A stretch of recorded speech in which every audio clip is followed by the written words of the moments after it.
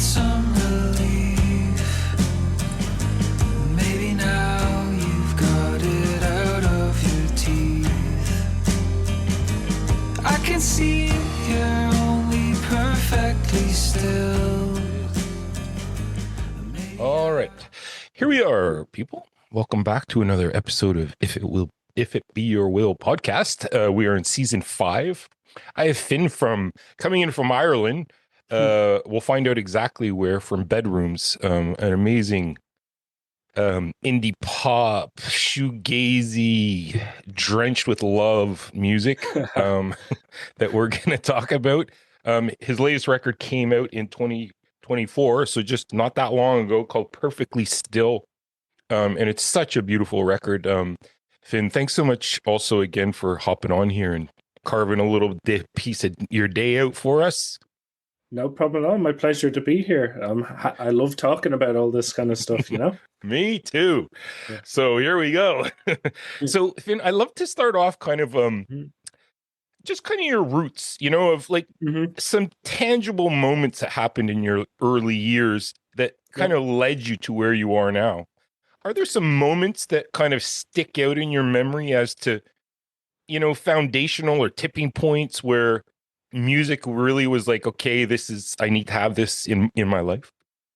Absolutely. I think it's very fitting that we're my time talking on as kind of Saturday afternoon, evening, because growing up, so neither my parents play music, but my dad is a huge music fan. So growing up at the weekends, spending a lot of time, you know, with my parents, there was always music on when I was a kid. And even still now, on Saturdays, my dad would always he's a great cook, and he'd always make some sort of pasta dish, lasagna or spaghetti or something. And he'd always have music on. And it was usually disco and soul music.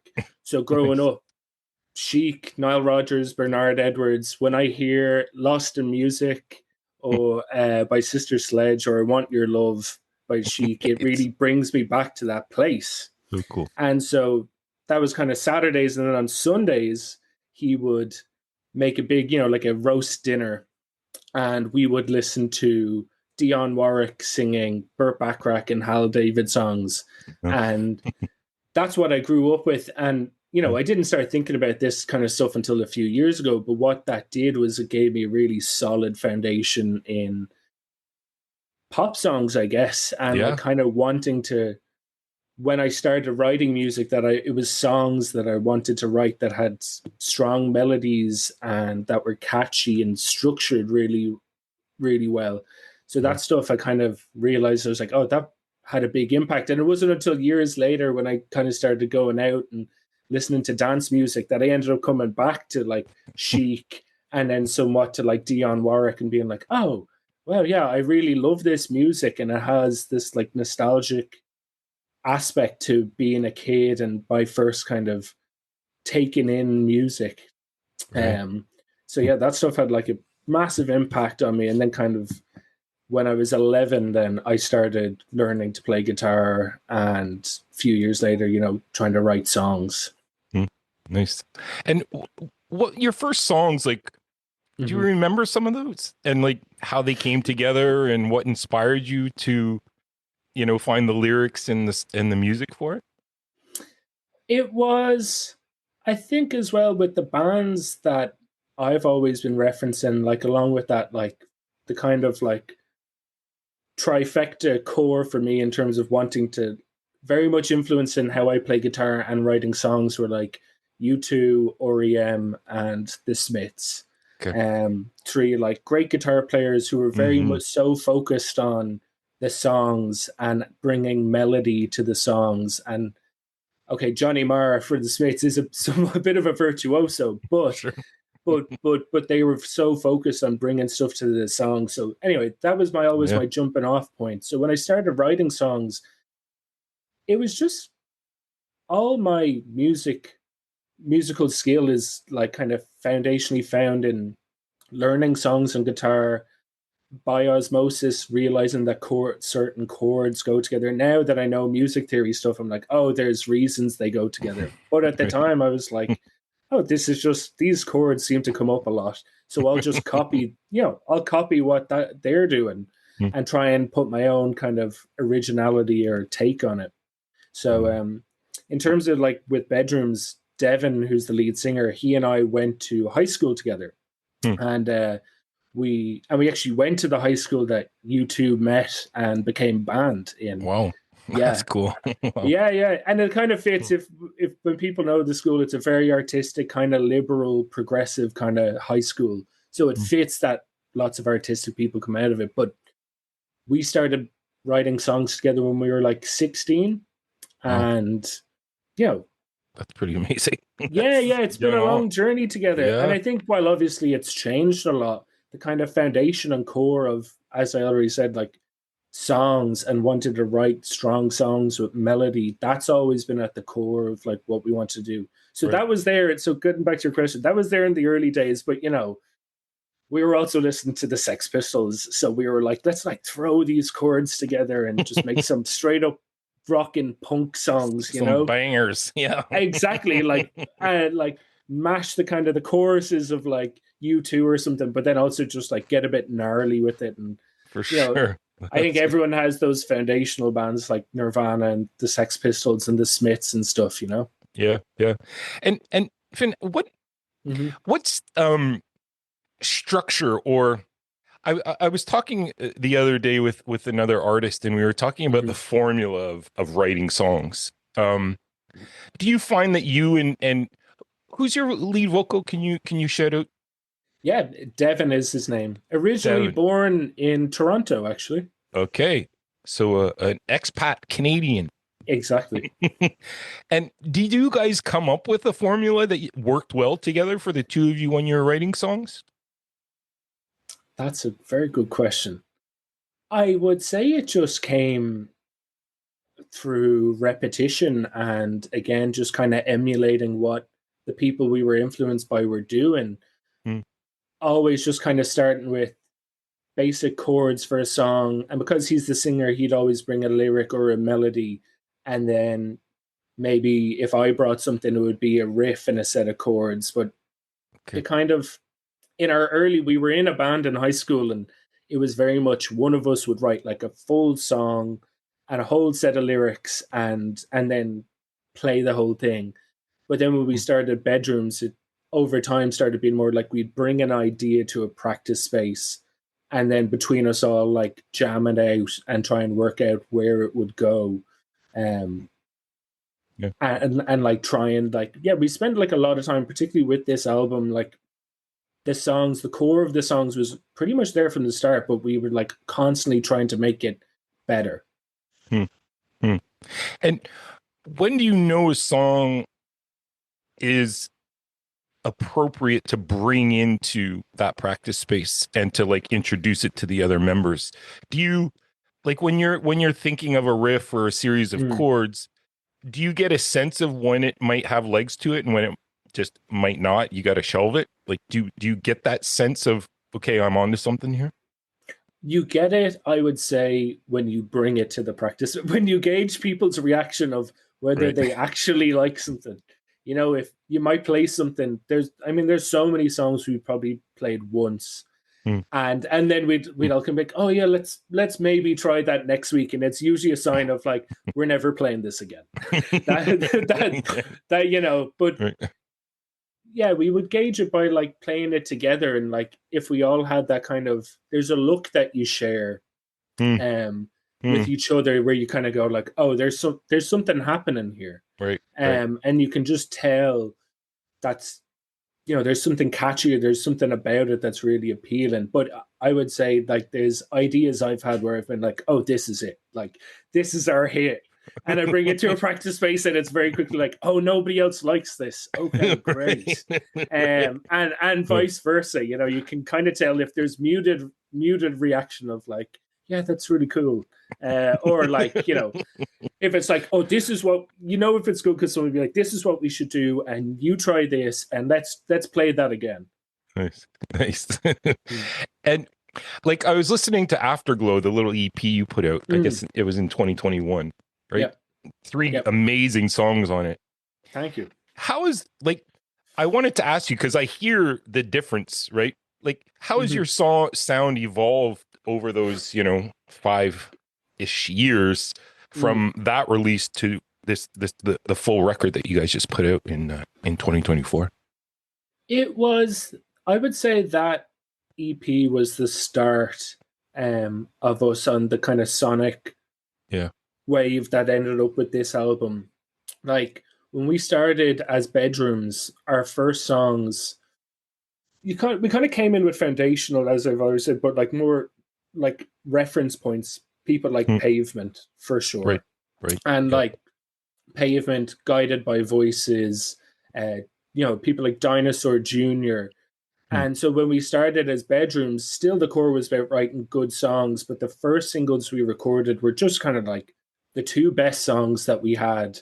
Hmm. And when we went to the studio, I was just so excited to be like, wow, we're actually going to record a song. Um, by the time we did Afterglow, we were consciously thinking about the sound that we wanted for our music. Right. We did that EP and our album with our producer Bill Ryder-Jones, who is an amazing songwriter and musician of his own accord. He's from Liverpool, and we wanted to work with Bill because we knew he has a certain sound, Hmm. and we wanted him to put that sound on us, and we thought he could get the best out of where we wanted to go and get the best out of us. Hmm. So it was really working with Bill and pulling like, it was a very conscious thing that we developed that sound. Right. Our first singles were just like I just said, like our first singles, and then we had a song. It was our third single called "Bus Lanes," and at the time that was kind of like our like slow song. Hmm. And then we kind of started thinking about what if like we just kind of write every song in that a bit slower and with a focus on creating like space. It was also a way to get the best out of Devin's voice. Hmm. He has a really, really unique and special voice, and Hmm. it's so key to our sound that it was like we had to try and maximize it. Yeah. So that was kind of part of the reason. So working with Bill, the first time we worked with him on Afterglow, it was just so immediate. Like we're huge fans of his music, so we were quite nervous Hmm. going to work with him. But on the first song on that EP for today, I remember we were doing the first guide track, and he just turned to us like, "Oh, this kind of sounds like Duster. Do you guys like Duster?" Hmm. And we were like, "Oh, yeah." We're like really trying to reference them, and he was like, "Oh yeah, I hear that," and it was just immediate that Cool. we felt so comfortable with him, and then that kind of both And he connected to your music as well. Like, completely, yeah, we boom. connected as it went from like us working with a hero to this guy's our friend That's awesome. and collaborator, and he wants to Hmm. get the best out of us. Right. Yeah. Right. That's so cool. Yeah, and I agree with the vocal that you're referencing. It has almost this pastoral feel to it, like very Definitely. warm and Mm. connections to nature I come to, like Mm. it brings me there. But on the earlier stuff, there was much more of that sonic, like in your Mm. face, which, and it 100%. seems like you pared that back a little bit so that there's an evenality across the track where there's nothing one thing that's dominating over the other, and it just creates this like magical Mm. sonic landscape. Yeah, I agree. I think like we were trying to blend different styles together. So like Mm. coming into the band, like I said, the foundations of people like Pavement, and also in terms of the nature thing, I think, well, one, we're from Ireland, so that's kind of True. like as True. much as like we're from Dublin, we're from the most urban part of the whole country, but like that stuff is just part of our ecosystem. That's A it. big like the genesis to Bedroom starting was that Devin and I spent a summer living together in Seattle. Mm. And I think that just the like rich musical history beyond Nirvana and Pearl Jam and Alice in Chains, who had a big influence on us, but actually the landscape in the Pacific Northwest, all the amazing music that's come out Right. of there, For sure. had a big influence on the sound that we aspired to, and particularly people like Elliott Smith, obviously, is like a big vocal influence for Devin in terms of like double tracking all of his vocals, which when we first did it, I didn't really know what double tracking was. And now I love it. And even sometimes when I'm recording music, I'll triple track stuff because I love the sound of it, you know? But like, I would say that had a big influence on us, just kind of embracing different styles. You know, we started off just an indie band, started bringing in more kind of slower, like people like Duster or Galaxy 500 or like shoegaze sounds.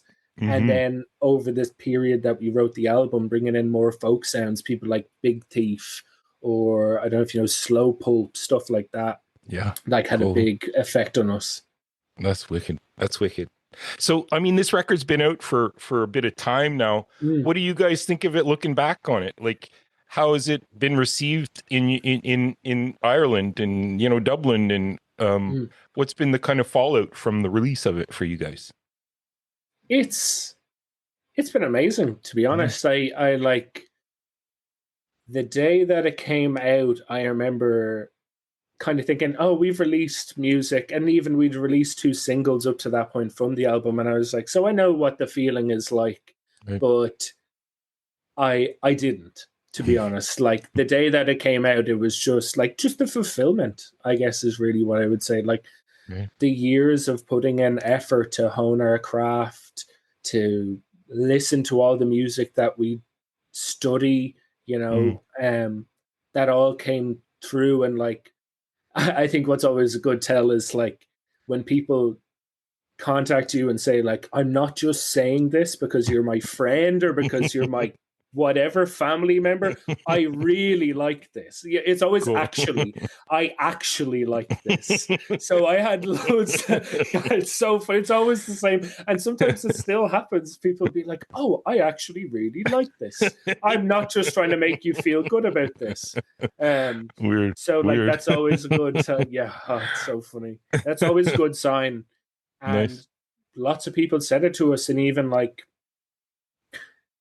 I just kind of knew. I think I always knew that we could be a good band and that the music, I guess I'm so obsessive about music. I'm so passionate about art and the effect it's had on me and what it's given me in my life. And I take it so seriously that I'm like, if I'm making music, it has to be good. It has to be of quality. And I think that the albums that I hold in a canon, I'm not saying our album is as good as that, but it is on a par, you know, it has a cohesiveness, it has a sound.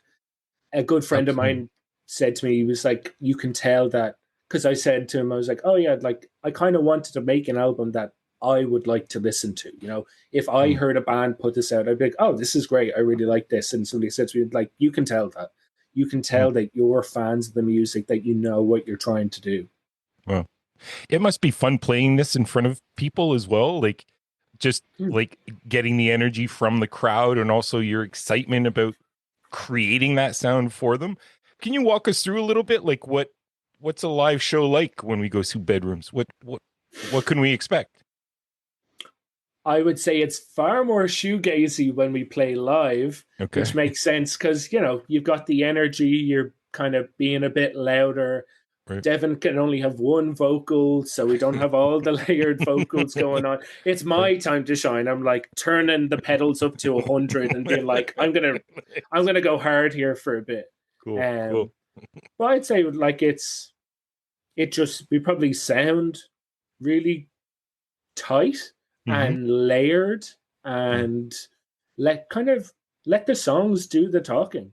When we released the album, we played a gig in a venue in Dublin called Whelan's, which is a really like historic venue, like so many people like Jeff Buckley, and so it's an institution in Dublin.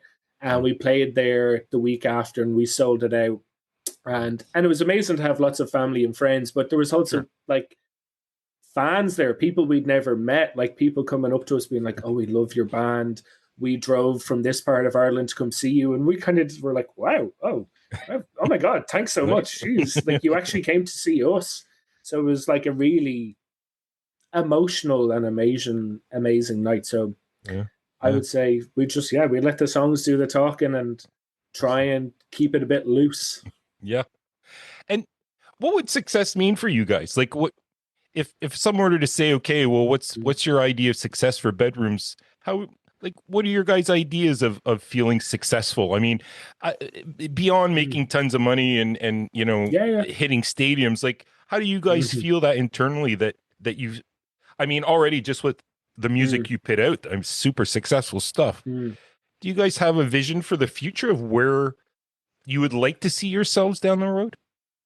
I think that we've already achieved some of the success I think, from my perspective, I would say that, like, now that I've been in a band for a few years, absolutely, listen, like, when you start playing music, you're like, we're going to conquer the world. Right. You know, everyone does. Yeah, and then when you get into it and, like, you know, being in a band and the commitment that it takes is tough, you know? And especially, like, you know, the modern music industry, there's so little money in it. It takes so much dedication and effort. That for us to, I think, like, every little signpost along the way, like working with Bill Ryder-Jones on that EP, that was a success. That was something we were like, wow, he was kind of our dream person to work with. So, and it happened like pretty quickly. And then when it happened, you know, it was like, oh, we click with this guy. He likes us as people and as musicians. So, like, that was a success. And then developing our sound and releasing this album, like, that was a success. I think it's so such a big important. achievement. Yeah, it is. It honestly, and I know I'll never be able to put into words what it means to me, but because it is just a feeling. Yep. But it is an achievement, and I know how quick, you know, like anything in life, you move on so quickly, you're on to the next thing. But that's it. But for us, like, to get that album out and get the reception it did, like, that was 100% a success for us. And in the future, who knows? I honestly, like, I guess trying to, like, that was such a big project to, like, get it over the line. And, like, you know, we don't have a label, so we funded everything ourselves. And, you know, it's funny. It's like when I see my grandparents and they're like, oh, how's the band? And, like, kind of jokingly being like, how much money are you making? I'm like, the money that I've put into this band and the money I've gotten out are drastically different. You know, there is no comparison. Right. But I would do it all again, you know, without a doubt. Amazing. So, like, I think that album, that's, you know, whatever else happens with us, like, that is our legacy and something that, like, we can, like, actually stand up on. And, you know, again, like, I've had friends say that to me, be like, wow, I was genuinely, like, I thought you guys were good, but that I was really impressed. Amazing. Yeah. So what does 2025 look like for Bedrooms? What's coming down the pipe for you guys in this year of 2025? I think I want to try and get the album out in vinyl. It was something that we want to do. Again, it's just the cost when you're funding everything yourself. Maybe if we could get, like, an Irish label, like a small Irish label, to give us some kind of backing, that would be something that I would really want to do. We obviously wanted to try and tie it in, but again, just financially, it wasn't feasible at the time. Right. And you're also kind of like, oh, what if we get 100 copies printed and nobody likes it, and then we've got 100 vinyls sitting there? But now that I know that it has gotten a good reaction, we're kind of like, okay, that would be something, you know, worth doing. And I guess trying to just, like, still promote that as much as we can. We're kind of like, that took so much effort. We're kind of taking, like, just a bit of time out for ourselves at the moment to, like, do other stuff in our lives. But that's something I want to try and do, is, like, get that album out, because it means so much to us, you know? Yeah, absolutely. I think it would sound amazing on vinyl too.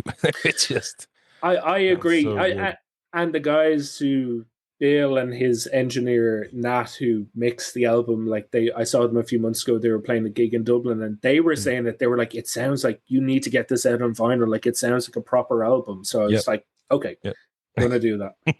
Right on. Well, I wish you a ton of success and hustle to get that done. But I mean, I have this belief that this will get done.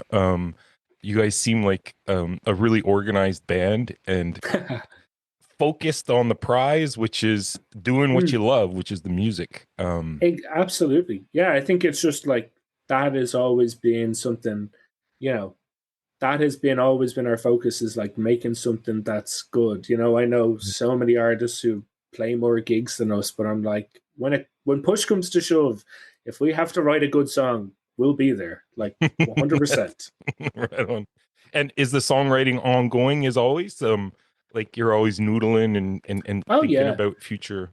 Yeah. Yeah, definitely. And developing, trying to take new approaches and change things up. Like the approach that we like took in bedrooms changed so much. Like you already referenced in the EP, and like that was kind of the start of something. We were very influenced by someone like Alex G, and kind of Okay. like taking his frameworks and being like, what if we tried that and try to bring in some of our sounds with that, with like the choices we made in terms of the songwriting, like, were very conscious in the Yeah. band. And I think naturally since then, like the week after we released the album, me and Devin were kind of talking about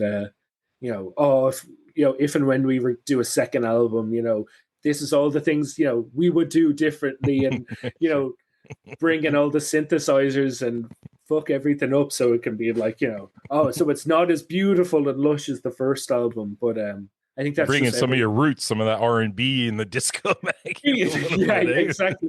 Isn't it just every artist wants to have their like David Bowie Berlin phase, where it's like, I'm gonna go completely obscure and do something totally different. Amazing. Well, I mean, this is a solid record. I mean, I talked to you a little bit before we hopped on about just the ordering of them and the sequencing. It's a record that just plays through so easily. One song feeding into the next, into the next. It's a real accomplishment, Finn. And I mean, congratulations on putting this out. Thank you. And also thank you for putting it out. It's made my life a lot happier when I put it appreciate on and Thank listen. you. And before I finish, I have to, if I don't mention Dane, our bass player, haven't just mentioned Devin so many times, he'll kill me. But it was, when we did the album, like, it was such a the process when we were in the studio was so different, because we had time. When you're recording, like when we did that EP, we had 4 days to do 3 songs. You kind of just got to get everything done. And we went to the studio for this album. We had 10 days, and the kind of first couple of days we got the frameworks for every song, and then me, Devin, Dane, and Bill and Nat, just for that whatever it was week, just like every day working on the songs, and kind of you create a canvas, and then it's like, okay, now what are we going to do with it? And like you said about the sequencing, how are we going to make these songs flow? How are we going to make an album that sounds good and flows and is cohesive?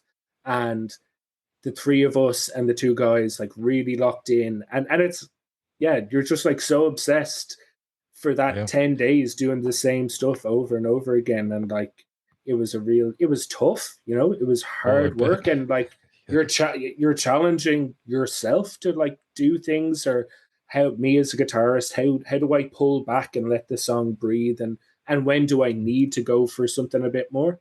But yeah, so anyway, I had to give a shout out to Dane, because the 3 of us, shout out to Dane. I mean, amazing work. I mean, the bass work is awesome. It really makes that thorough line and connects it all 100%, together. 100%. It's the foundation that everything's built upon, which is so great. Well, Finn, this has been a ton of fun. I really enjoyed listening to a little bit about your earlier years, but how Bedrooms is evolving over time. And I really think that you'll get more listening of this record, and don't stop, please. Don't stop. So people out there, go and buy this record, get them a t-shirt, whatever they have out there, get them some money. I have our merch on right now, actually. Bingo. Go on Bandcamp. Is it up on Bandcamp there? It is indeed. Perfect.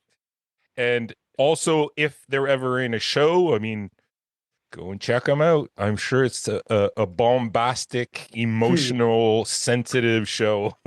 I would say that is very accurate. Right on. Well, Finn, all the best. Good luck with Bedrooms, and if you ever want to come hop back on and give us an update, I'm totally into it. Thanks, Chris. I really appreciate the chat today. It's been great. Cheers, man. Cheers.